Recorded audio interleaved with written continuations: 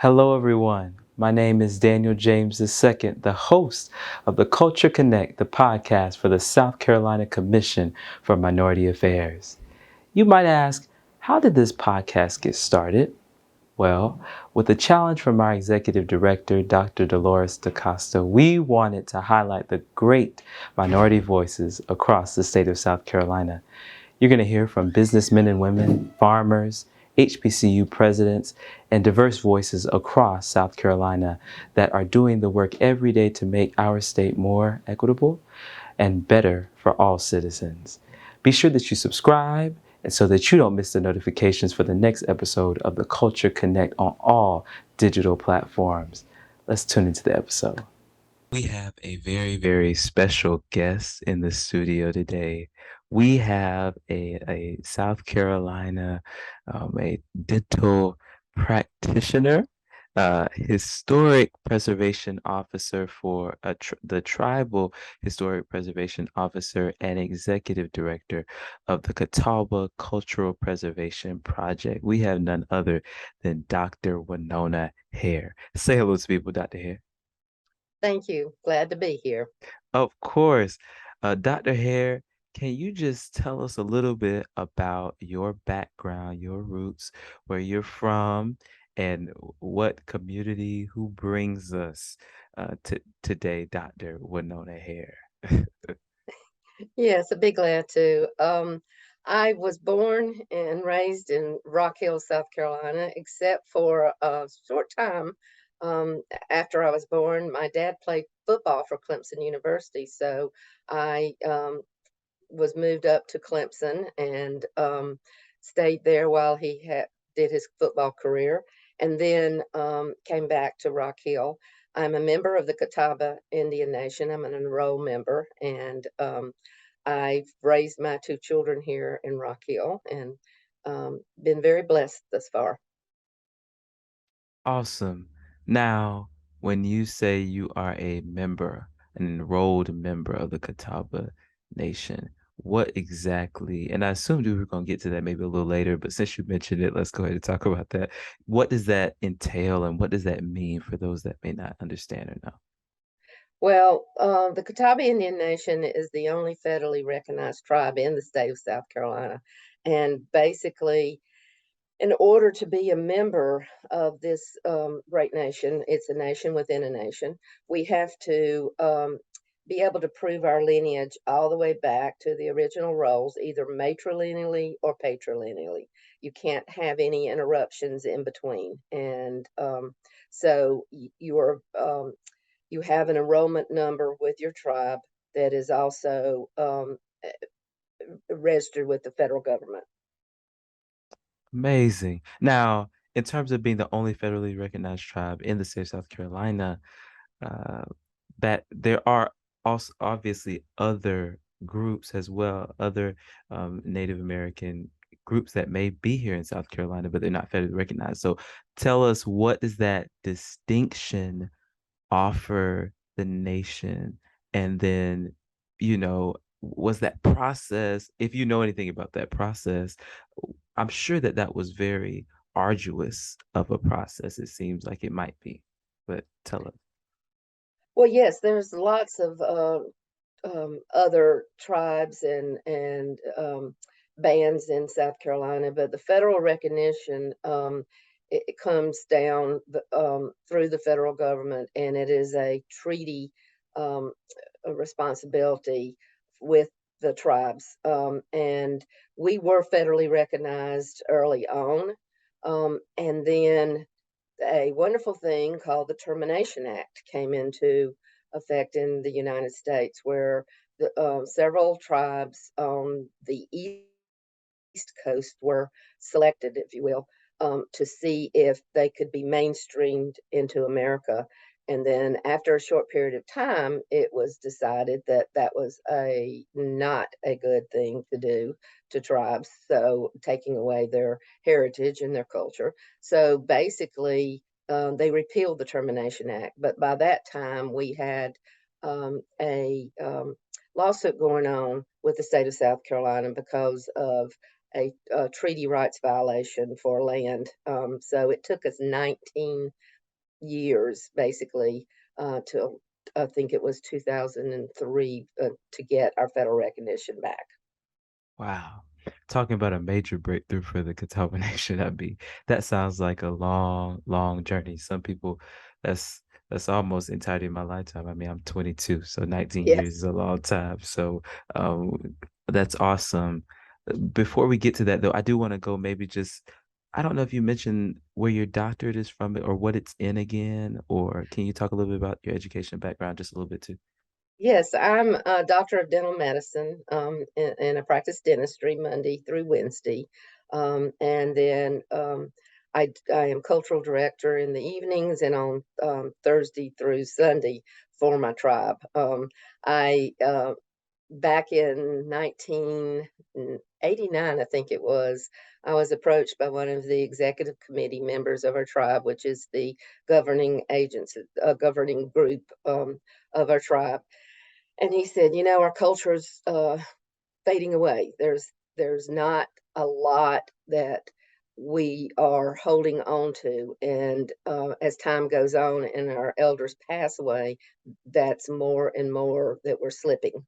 And he said, so we need to pull together and form a cultural project, and that's so I started getting involved at first. I thought it was going to be just a little bit of my time, and it became a passion and it became a love for my people. And ever since then, I've been in the fight to try to do anything and everything we can to preserve our heritage and culture for the past, the present, and future generations. Amazing.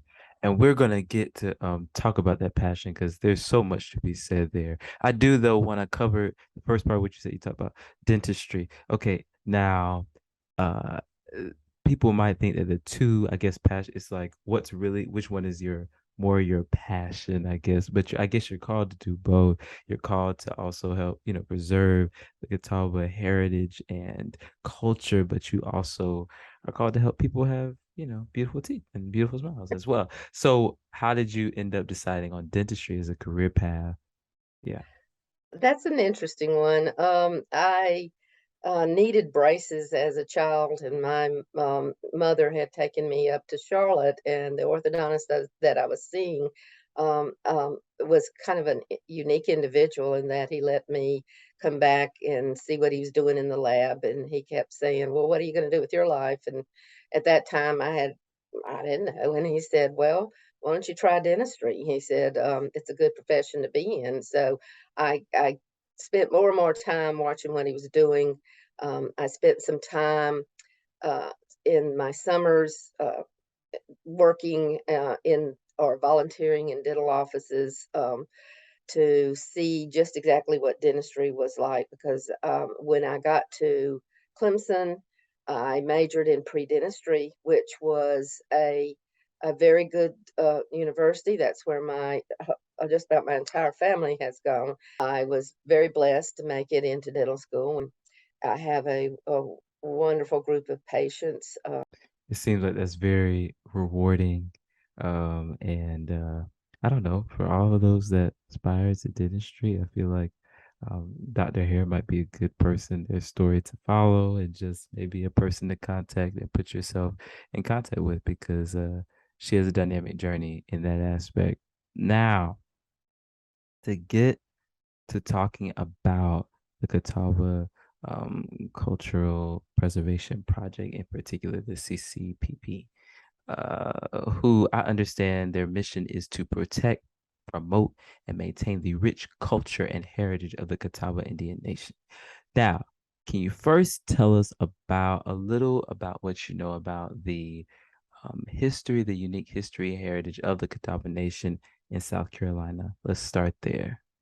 Maybe a little bit. Well, the our people have been here for the you can trace back the Catawba pottery tradition, which is the one cultural aspect that we have never stopped doing since before European contact came.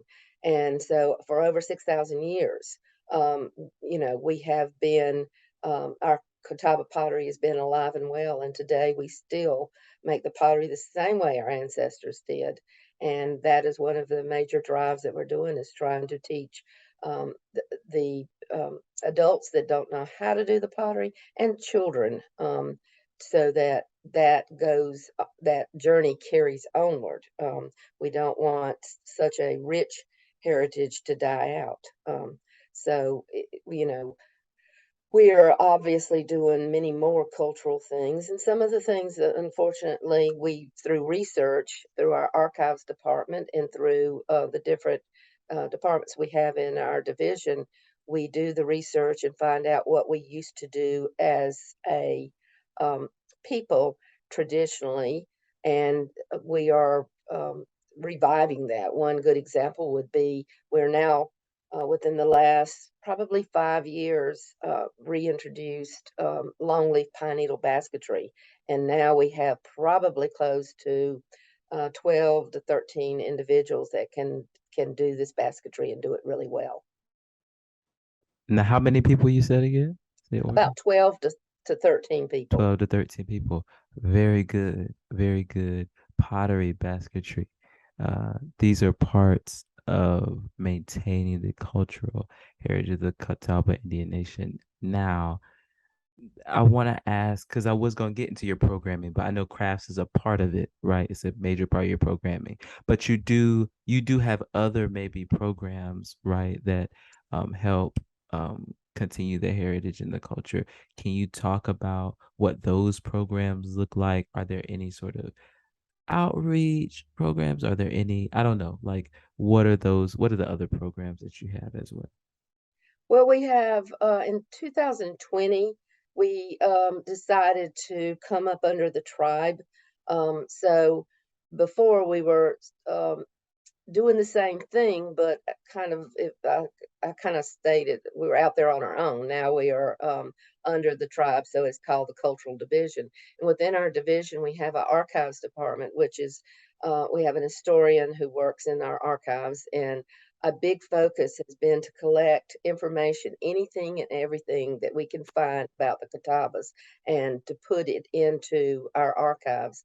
We have a huge push to um, put things into the digital world, because we have, I think last week we had, oh, I hate to hazard a guess, but it was a lot of very old VHS and cassettes and microfilm and microfiche, so that, you know, those things are, yes, they're part of history, but they're not doing anybody any good. So we had those sent off to be converted into the digital format, and we created a digital archives where the public can check in and see what we have, and see photographs, see historical information, see documents, and our tribal people can also click in and see a number of how-to tapes where they can actually um, be in the comfort of their own living room or wherever, and actually do learn how to do the traditional art, because there's, you know, we all have different work schedules. So if someone's a third shift person and we're not trying to meet their needs, then they're missing out on a lot of their heritage. That's so good. And for those younger generations that don't know what VHS tapes are, uh, yeah, you should look that up because I think it's really important. Thankfully, VHS tapes were definitely aging out by the time I was like maybe 3 or 4. So, and even DVDs have phased out. So I've seen a lot Right. of transformation over these years. You talked about generations though, which is a great question. What role do Catawba youth, I guess, have in this preservation project? Because they're going to be the ones who take the reins of these efforts next to keep passing it forward. So tell us about that, if that is the case. Well, our tribe just started an internship program where Catawba youth could rotate through various departments and learn about what their what's going on, because within the cultural division we have a TIPO, it's a Tribal Historic Preservation Office. We have exhibits. We're doing cultural public programming. We're doing cultural class programming. We have a trading post, which is a store that showcases our arts, and we have a language department. So we have a CRC, which is Community Resource Center, where we actually have a library that's focusing on Native literature. So for a long time, I have felt like everybody pushes people to grow up, figure out what they want to do, and then head off in that direction. That's a huge mandate for a young person. As they're growing older, like you said, things have changed a lot from VHS to modern days. And we have youth that I just felt like it's important that they be exposed to the different things that they could do that they may not have known. For example, I use the example all the time that we have a trail, we have a lot of foraging and projects, and we have a lot of traditional plants. And we have youth will mention something about, oh, you like outdoors. Well, forestry would be a good fit. And they'll come back and say, well, I don't like that much outdoors, but they don't understand that within every degree, there are so many offshoots from that degree that you can go into. How are these kids going to know this unless they're exposed to it? And I feel like getting to college and changing your major 4 or 5 times is not the way to go. Getting your feet wet before you go so that you have an idea of what direction you want to go helps tremendously, both the parents and the youth. Wow. Now, how early are you talking about these students getting their feet wet? Like high school, middle school Yes, age? Okay, cool, cool, cool. middle school and high school. We try to get them involved in things and do a lot of did you know? If, for example, if there is a youth that likes food, then we'll say, hey, did you know there's a whole world of culinary arts out there that you don't have to go to college to do this. You can go to a culinary school, and college is not the answer for everyone. And that doesn't mean that they're not as great a person as someone who does go to college. What it simply means is you want them to be successful, you want them to be happy, and you want them to have a passion for what they do. So we have to help them figure out what it is. Absolutely. And I think that many of our audience would probably agree that these are conversations someone maybe they wish somebody would have had with them concerning their path too, because going out there and having to pursue something at the time when you're 17 or 18, it is like you said, it is a huge mandate. It's just that it's a mandate. And I think the best citizens are ones that are aware of Mm. what they've been called to do and what they can really contribute to our state, but also just to our world, to their communities, how they can make sure that whatever they've been called to do gives back to their communities. And so I think that is a great point, Dr. Hare. Now, Dr. Hare, this was one of the questions that was really deep in the back of my mind when I thought about interviewing you or talking to you today was about this idea of preservation. And I know the reason something like this project even has to exist is because there have been historical attempts to erase um, cultures of Native American heritage. I'm sure, in particular, of the Catawba Nation's culture as well. And thankfully, there are people like you in place and your team in place. My question is more so about this idea of how do you navigate doing both the work of building up the inside, so doing the work of preservation, teaching people pottery, basketry, etc., outreach programs, etc., training the youth through internships, things like that. It's more offensive work and also defensive, meaning um, preventing your culture from being appropriated as opposed to appreciated. and those types of things. Do you get what I'm saying? How do you do both that offensive and defensive work, I guess? How do you navigate that? Well, we're very selective in what program opportunities we participate in. We really want to be a part of initiatives that further educate the public about who we are as a nation, who we are as a culture, and who we are as a people. And if it's just entertainment, then we usually do not participate. Um, for example, we have one major day that, due to COVID, which affected everybody, we had an event called Yapne Iswa, which is the Day of the Catawbas. And it was such a successful event that many moons ago it won the Strawn Thurman Award for one of the best festivals in the state. And this is a day that people from all over the outside world, as well as our tribal people, can come celebrate the culture of the Catawba Nation, learn about what we do.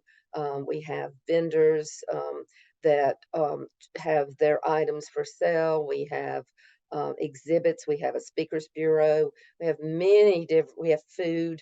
Um, so it's a day of celebration, and so to best answer that question is just through a selective process. We of course have a public programs department, which that is one of the ways we help sustain our programs is through charging for events, and that is a necessary part of what we do because there isn't any funding that carries over into keeping things going except for what we're doing to earn. Unfortunately, the Bureau of Indian Affairs doesn't allow a baseline funding to go towards cultural work, and so that means that we write grants. We also do public programming, and all of that brings money in that helps supplement where we have shortfalls. So it's a continual wheel. It's always past, preserving past, present, and thinking about the future, and it's always ongoing. I joke with the staff about it. Oftentimes, it's sort of like being a hamster on the wheel. It's just going, going, going. That's very good. Being selective and keeping your vision in mind, I think, is very important. It sounds like you have been very purposeful with the work that you've been doing with this project, and all of your teams. So just keep doing this great work. It is so needed, I believe, especially in South Carolina. Listen, what can we expect to come from the Catawba Cultural Preservation Project, the center? Maybe you could talk about the difference between the project and the center, maybe, or are they one and the same, etc. Just what can we expect coming in the next year? What people can look forward to, I guess. Well, the return of the Yapne Iswa, which is November the 19th of this year, is one thing that we invite everyone to come down and check us out. If you're curious, that's a great way to find out. We are in the midst of working with a lot of our partners. We have a lot of collaborative relationships. One of them is the University of North Carolina at Chapel Hill, who has a lot of artifacts of the Catawba Nation that they have in their repository, and are they're helping us to produce a whole new series of exhibits in our facility.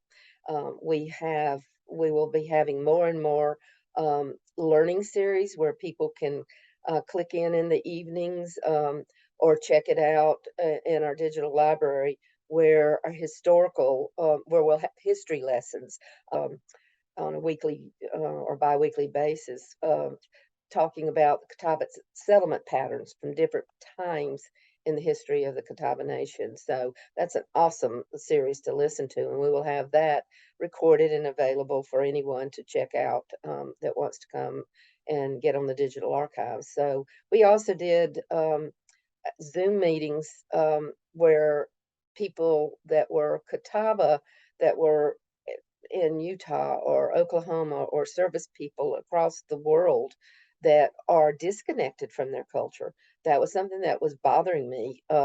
We felt like, hey, just because life circumstances put them in a different place, that shouldn't keep them from participating in their heritage, which it's a little hard to do on the very um, intricate traditional arts like beadworking and things of that nature. So we moved into, let's do a digital series, a how-to series of tapes where they can check it out at their own time, replay it 100 times if they need to learn how to do that from wherever they are in the entire world. So there'll be a lot of exhibit changes. There's a lot of work going around the cultural center itself. And that is, the cultural center is the same as the cultural division. It's just who we answer to.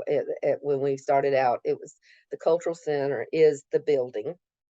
The Cultural Preservation Project still exists. It's a board members comprised solely of tribal members who helps in directing the vision of where we want to go with this project. And we are under the auspices of the Catawba Nation, being called the Cultural Division. So we're all working together for the same goal and vision.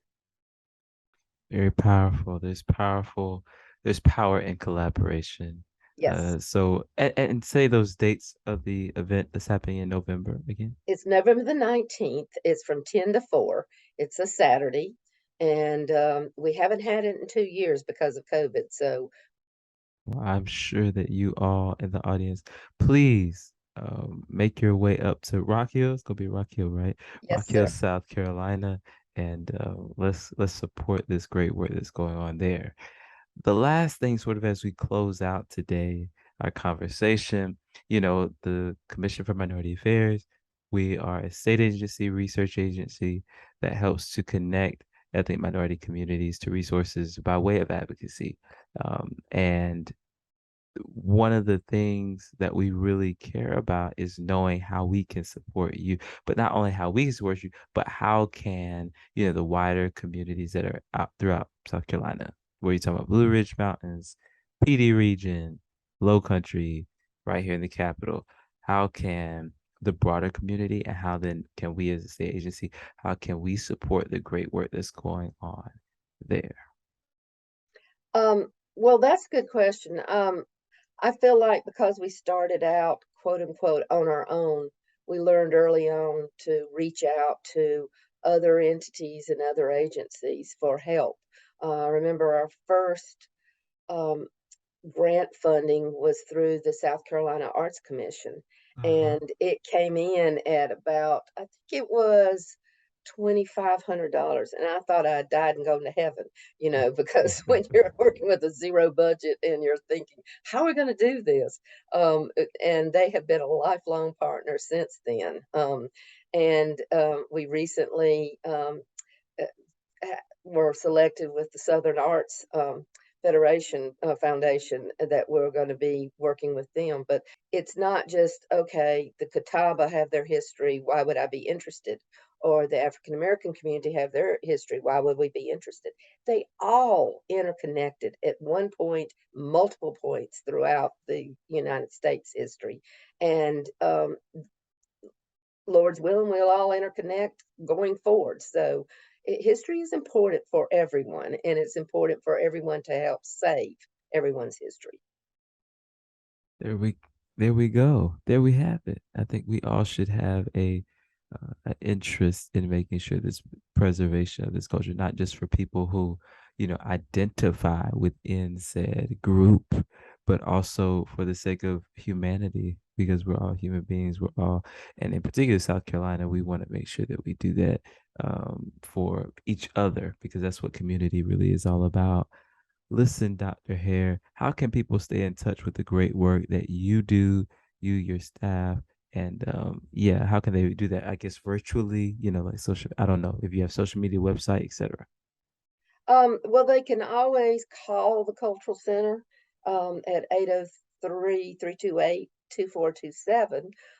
And you listen to our little menu and you can get anywhere you need to get, but you can also email us, and we will try to get back with you and help you with whatever situations that you are interested in. And so it's, Facebook. I don't do Facebook. I'm still in the generation that I'm just, but I do have staff members that live on that. So they will bring it to me. And my husband also says, you need to look at this. So, if we can be reached out on Facebook and on social media avenues as well.